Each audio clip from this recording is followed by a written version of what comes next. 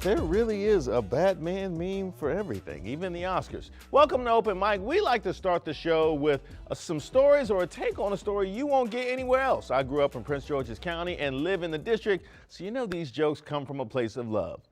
Or so you think. Let's start off with a story out of Silver Spring, Maryland, where in the aftermath of Will Smith's infamous slap heard round the world delivered to Chris Rock on stage at the Academy Awards, people have begun directing tweets about the incident at a state senator who happens to share the name Will Smith. Like this one that says, "You did Chris Rock dirty, bro." And my personal favorite from Shark Melodic, "Why you hit Chris Rock?" And then we redacted the rest for our family show. Now, I don't know if people are doing this as a joke or if they really are that slow. But either way, it is hilarious. Now, the curse word one was in response to a picture of Senator Smith doing voter outreach, and they still mix things up. The two Will Smiths don't even look alike. That is a Fox News kind of mix-up. Now, if Shamar Moore slapped somebody, then I could definitely see the confusion. Maryland Will Smith, I'm sorry that your mentions are in shambles. At the same time, thank you for unintentionally providing so many laughs. Let's head to D.C. for this next story, where sparkling water company Croix released a cherry blossom flavored seltzer water, which arrived on shelves just in time for peak bloom. Now, it's hard to know where too far is when cherry blossom season hits,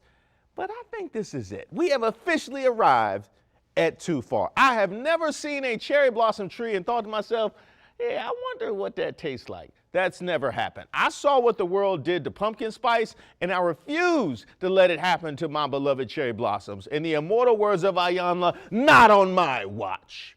LaCroix, if you're watching, I don't have a problem with y'all. Please don't come to the studio and pull a Will Smith, and I got my head on a swivel just in case my man Ross running security. We have security, and I run fast. No way I'm getting slapped by the least menacing beverage at Whole Foods. We're staying in D.C. for this next story, where Representative Madison Cawthorn claimed in an interview that fellow lawmakers have invited him to an adult activities party, use your imagination there, and done cocaine in front of him.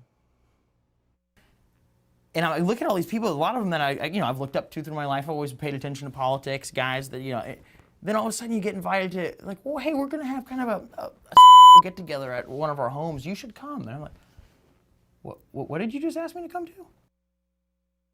First of all, ew, I don't ever want to see that side of the House of Representatives. Let me find out. This is why it takes forever to get legislation passed. But guess who's never getting another invite to the party after this? Madison Cawthorn, you played yourself. Why, oh why, would you snitch on something like that? Went on a podcast of all places, and dry snitched on his coworkers. Imagine if he tries to show up at the next party. I'm sorry, sir. We don't have your name on the list. Oh, wait a minute. Here you are. Yes, I see you're registered under the name Snitchy McTattletale. You're going to have to leave the premises immediately. Square?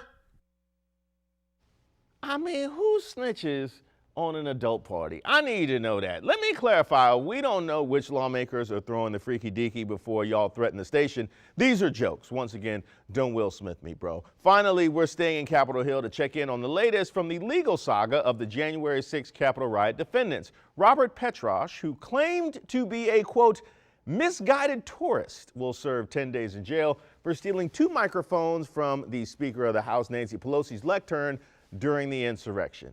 Misguided tourist? Come on, Bob. Come on, Bob. That's the best you can come up with. You can't claim to be misguided after facing off with police, smoking in the rotunda, and yelling at officers, "Give us Nancy Pelosi." I wish he had been misguided, because somebody should have gave him directions and sent him all the way to Benning Road when he said he was looking for the Capitol.